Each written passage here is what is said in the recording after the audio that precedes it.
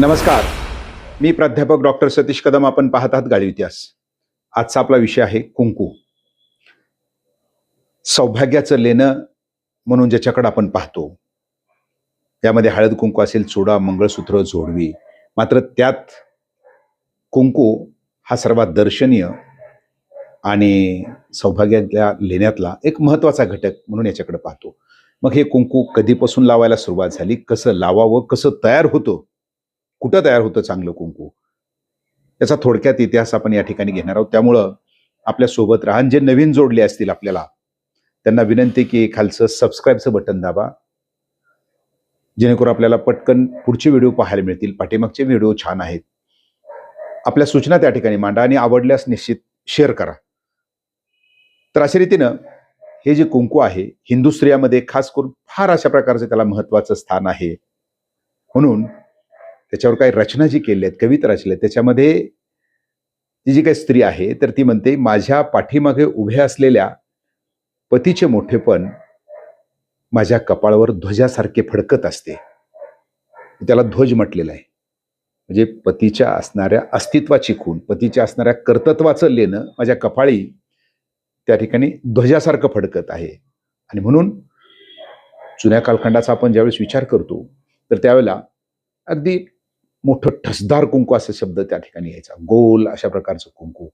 तर ते गोल कुंकूच म्हणजेच काय, की माझ्या कपाळावर असणारं कुंकू भालदारप्रमाणे, भालदार जो चोपदार असतो तर भालदारप्रमाणे माझ्या पतीचं संरक्षण करते, अशी तिची भावना असायची.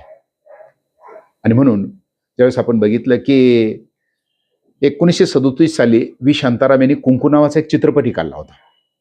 त्यातलं गाणं जर आपण बघितलं तर ह्या कुंकवाचं महत्व त्या ठिकाणी आपल्याला पडतंय. तर त्याच्यामध्ये ते म्हणतायत, मन शुद्ध तुझं गोस्त आहे लाख, गोस्त आहे पृथ्वी मोलाची, तू चाल र गाड्या पुढं, तुला भीती कशाची. म्हणजे पतीचं जर संरक्षण त्या ठिकाणी, पतीचं बळ असेल तर तो कशाही प्रकारे तू बिनधास्तपणे पुढे जा, हे त्याच्यामध्ये सांगितले. त्याची हिंदी आवृत्ती सुद्धा निघाली.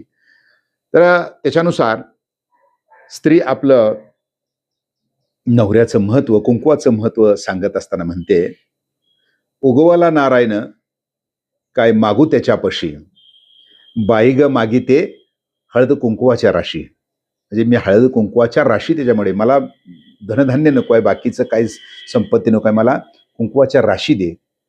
आणि म्हणून ती शेवटी म्हणते, कपाळीचं कुंकू लावी ते दोन्ही हातानं, जतन कर्ग देवा राजेसा माझ्या कंथा. म्हणजेच त्या असणाऱ्या माझ्या राजसाला तू भरभरून आयुष्य दे, अशा प्रकारे. आणि म्हणून प्रत्येक स्त्री जर आपण बघितलं तर मला अहेव मरण यावं, म्हणजेच पती अगोदर मरण यावं, अशा प्रकारची प्रार्थना करते. आणि म्हणून ज्यावेळेस आपण पाहतो की तशा प्रकार जर मरण आला असेल तर तिच्या असणाऱ्या अंत्यविधीच्या वेळेला, अंत्यसंस्काराला जात असताना तिच्या पुढं कुंकुवाच्या राशी त्या ठिकाणी सडा टाकला जातो. म्हणजे एवढं त्याचं महत्व त्या ठिकाणी सांगितलेलं आहे.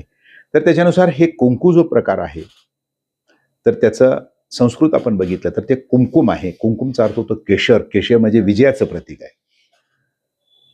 तर याची सुरुवात आपण म्हणतो की फार प्राचीन आहे. वैदिक कालखंडामध्ये कुंकू लावलं जात नव्हतं, तेवढी त्याची सुधारणाही नव्हती. महाभारत कालखंडामध्ये हे कुंकू लावताना आपल्याला आढळून येते. आणि खास करून आपण जर बघितलं, नळ दमयंतीचा जो स्वयंवर झाला होता, म्हणजे दमयंतीचा स्वयंवर ज्यावेळेस झाला होता तर त्यावेळेला देशोदेशी कुंकुम पत्रिका त्या ठिकाणी पाठवलेल्या आहेत.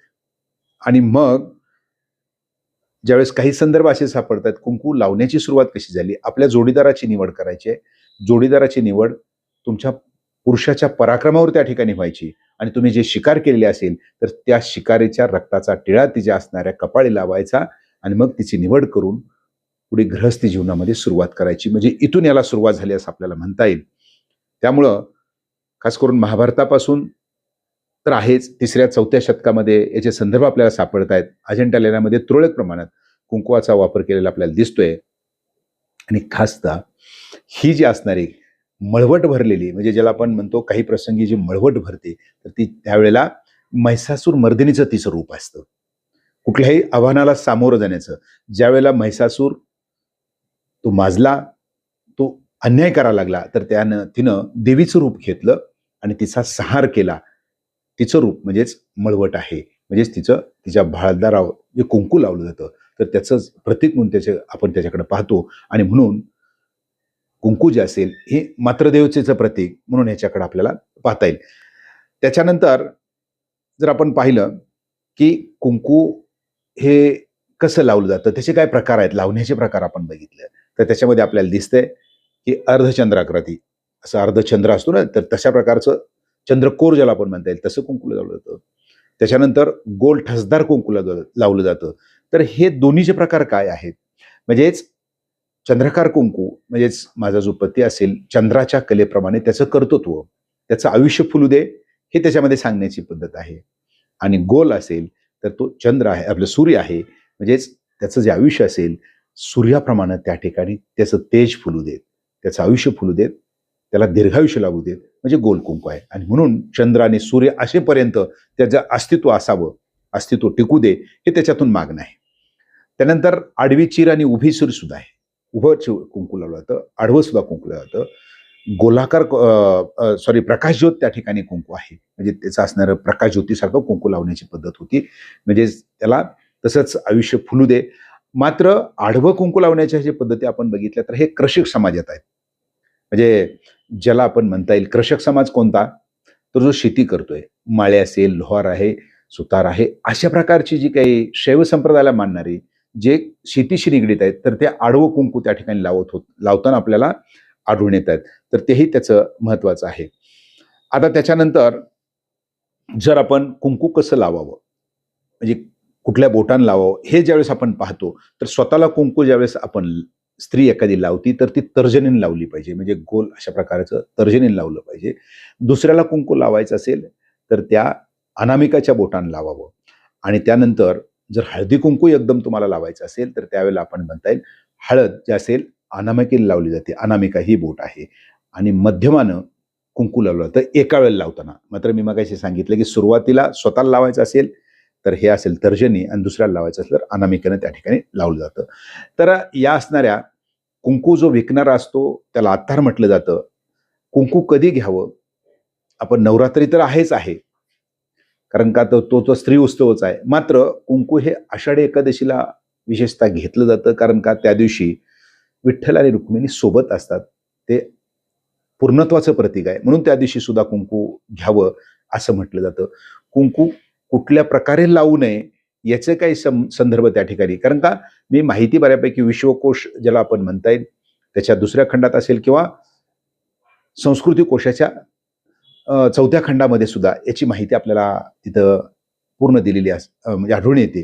तर त्याच्यानुसार कुंकू लावताना उभ्यानं कुंकू कधी लावू नये, म्हणजे स्वतः लावताना पाण्यात पाहून, जर समजा आरसा नाही म्हणून पाण्यात पाहून त्यालाही वर्ज्य त्या ठिकाणी म्हटलेलं आहे.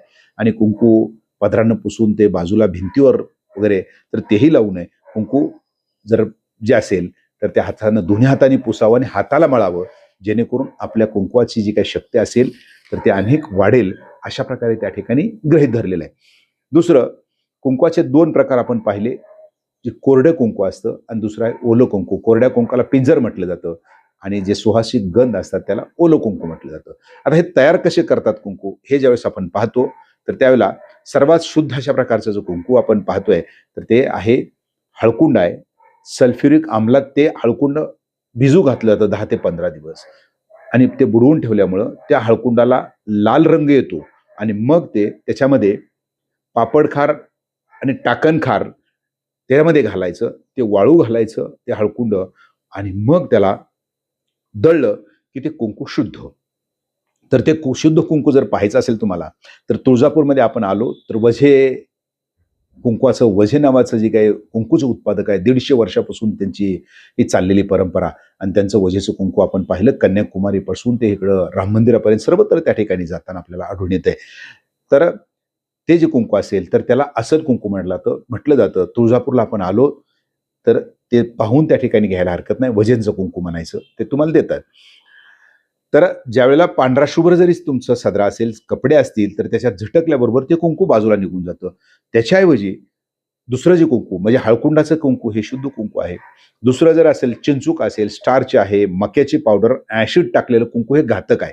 आणि म्हणून काही रोज लावणारी मंडळी, कुंकू लावणारी मंडळी किंवा नाम लावणारी मंडळी, तिथं त्यांना डाग पडलेला दिसतो. तुळजापूरच्या कुंकानं, वजेच्या कधी तुम्हाला डाग पडलेला दिसणार नाही, कारण का ते हळकुंडाचं कुंकू आहे. तर अशा रीतीनं तुळजापूरचं जर आपण उदाहरण पाहिलं तर 2 कोटीची उलाढाल या कुंकवाची होते.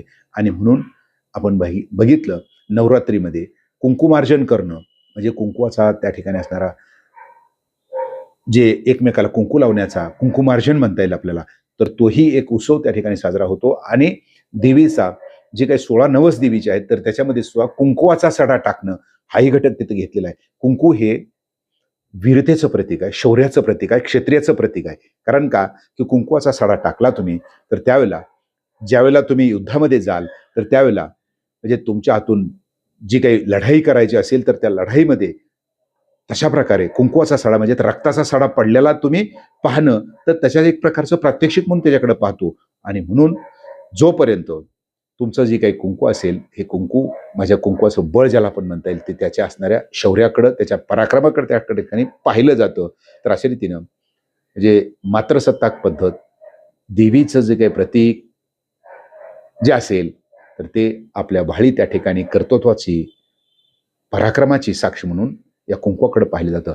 हा व्हिडिओ आपल्याला कसा वाटला निश्चित सांगा, लाईक करा, शेअर करा. आणि जे पुन्हा नव्याने जोडले असतील त्यांनी सबस्क्राईब करायला विसरू नका. पाहत राहा गाळी इतिहास.